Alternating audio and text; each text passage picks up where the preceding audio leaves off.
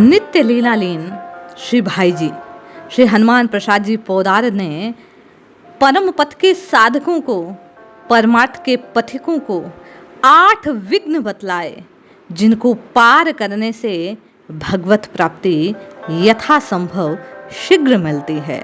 जय श्री हरि। पूज्य गुरुदेव के चरणों में बारंबार प्रणाम। पूज्य भाई जी कहते हैं कि भगवत प्राप्ति के साधक को या परमार्थ पथ के पथिक को एक एक पैर संभाल कर रखना चाहिए। इस मार्ग में अनेकों विघ्न हैं। आज उनमें से 8 प्रधान विघ्नों के संबंध में मैं कुछ बात कहता हूँ। ये 8 विघ्न भाई जी कहते हैं कि हैं आलस्य, विलासिता, प्रसिद्धि, मान बढ़ाई, गुरुपन, बाहरी दिखावा, परदोष चिंतन और सांसारिक कार्यों की अत्यंत अधिकता। आलस्य, आलसी मनुष्य का जीवन तमोमय रहता है। वह किसी भी काम को प्राय पूरा नहीं कर पाता। आजकल करते करते उसके जीवन के दिन पूरे हो जाते हैं। वह परमार्थ की बातें सुनता सुनाता है, उसे अच्छी भी लगती है, परंतु आलस्य उसे साधन में तत्पर नहीं होने देता। पूज्य भाई जी कहते हैं कि श्रद्धावान पुरुष भी आलस्य के कारण उद्देश्य सिद्धि तक नहीं पहुंचता। इसलिए श्रद्धा के साथ तत्परता की आवश्यकता भगवान ने गीता में बतलाई। पूज्य भाई जी लिखते हैं, आलस्य से तत्परता का विरोध है। आलस्य सदा यही भावना उत्पन्न करता है कि क्या है, पीछे कर लेंगे। जब कभी उसके मन में कुछ करने की भावना होती है, तभी आलस्य प्रमाद, जमाई, तंद्रा आदि के रूप में आकर उसे घेर लेता है। अतएव आलस्य को साधन मार्ग का एक बहुत बड़ा शत्रु मानकर जिस किसी उपाय से उसका नाश हो, पूज्य भाई जी कहते हैं सबसे पहले साधक को, नाम जापक को इस आलस्य का नाश करना चाहिए। दूसरी भाई जी कहते हैं कि विलासिता, विलासी पुरुष को मौज शौक के समान जुटाने में फुर्सत नहीं मिलती। वह साधन कब करे? पहले सामान इकट्ठा करना, फिर उससे शरीर को सजाना, यही उसका प्रधान कार्य। कभी साधु महात्मा का संग करता तो उसे क्षण भर को यह अच्छा होती, भीतर से भावना होती कि मैं भी भजन करूं, परंतु विलासिता उसको ऐसा करने नहीं देती। भांति भांति के नए नए फैशन के सामान संग्रह करना, उनका मूल्य चुकाने के लिए अन्याय और असत्य की परवाह न करते हुए धन का संचय करना, इन्हीं में उसका जीवन बीतता चला जाता है। पूज्य भाई जी कहते हैं ये विलासिता साधन पथ पर नाम जापकों के लिए सबसे बड़ी बाधा है। जो इस क्षेत्र में होते हैं, भाई जी कहते हैं उसे ये 10 बात याद रखनी चाहिए कि धन का नाश, आरोग्य का नाश, आयु का नाश, सादगी के सुख का नाश, देश के स्वार्थ का नाश, धर्म का नाश, सत्य का नाश, वैराग्य का नाश, भक्ति का नाश, ज्ञान का नाश होता है जो भी इस विलासी शत्रु को पालते हैं। तीसरी बात भाई जी कहते हैं इस साधना के पथ का, नाम जप के इस मार्ग की सबसे बड़ी बाधा प्रसिद्धि है। संसार में ख्याति साधन मार्ग का एक बड़ा विघ्न है। इसी से संतों ने भगवत प्रेम को वैसे ही गुप्त रखने की आज्ञा दी जैसे भले घर की स्त्री जार के अनुराग को छिपा कर रखती है। साधक की प्रसिद्धि होते ही चारों ओर से लोग उसे घेर लेते हैं। साधन के लिए उसे समय मिलना कठिन हो जाता है।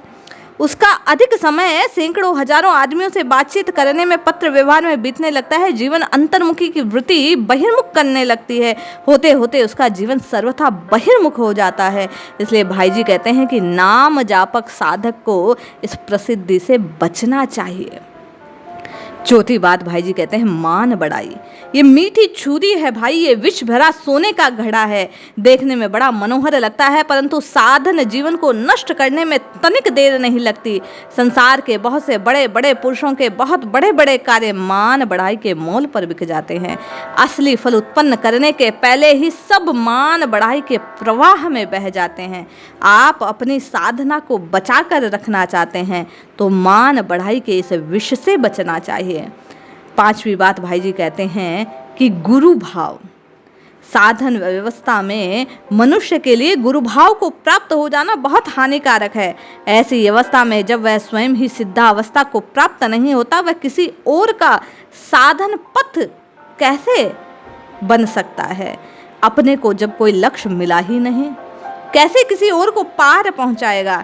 ऐसे ही कच्चे गुरुओं के संबंध में कहा गया कि जैसे अंधा अंधों की लकड़ी पकड़कर अपने सहित सबको गड्ढे में डाल देता है, वैसे ही दशा इस गुरु भाव को जो पहले ग्रहण कर लेता है उन साधकों की होती है। पूज्य भाई जी कहते हैं परमार्थ पथ में गुरु बनने का अधिकार उसी को है जो सिद्धावस्था को प्राप्त कर चुका है। जो स्वयं लक्ष्य पर नहीं पहुंचा वह दूसरे को कैसे पहुंचाने का ठेका ले सकता है। तो परिणाम प्राय बुरा होता है समय से पहले गुरुभाव को धारण करने से।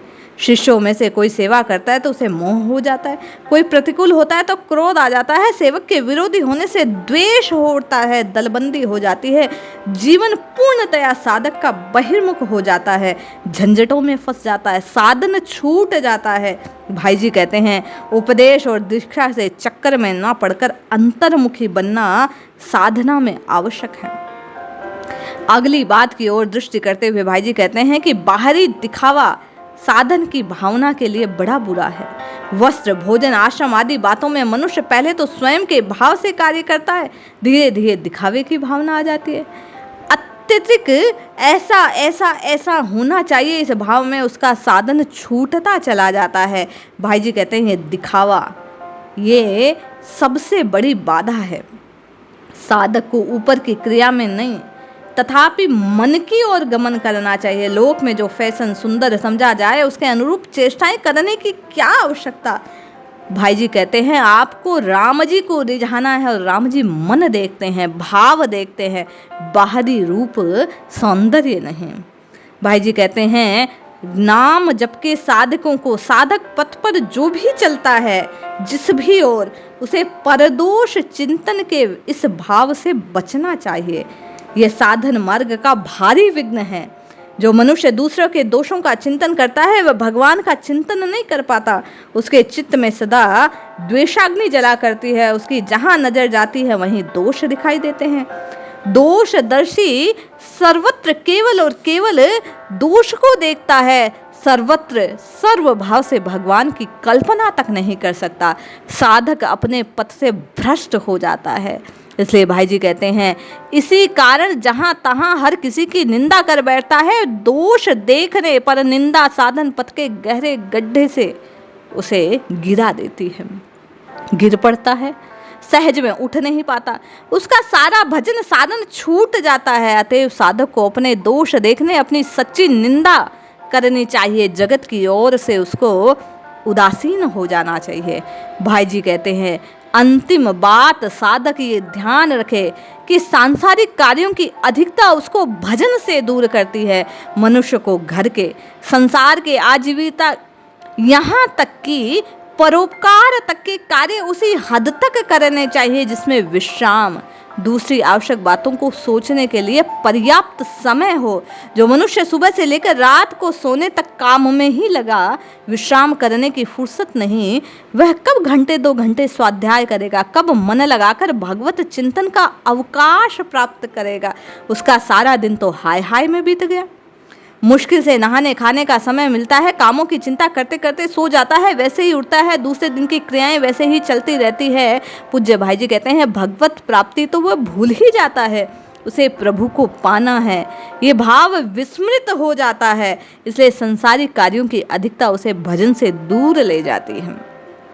पूज्य भाई जी कहते हैं विघ्न तो बहुत से हैं, पर प्रधान 8 जो विघ्न है वो मैंने आपसे कहे हैं।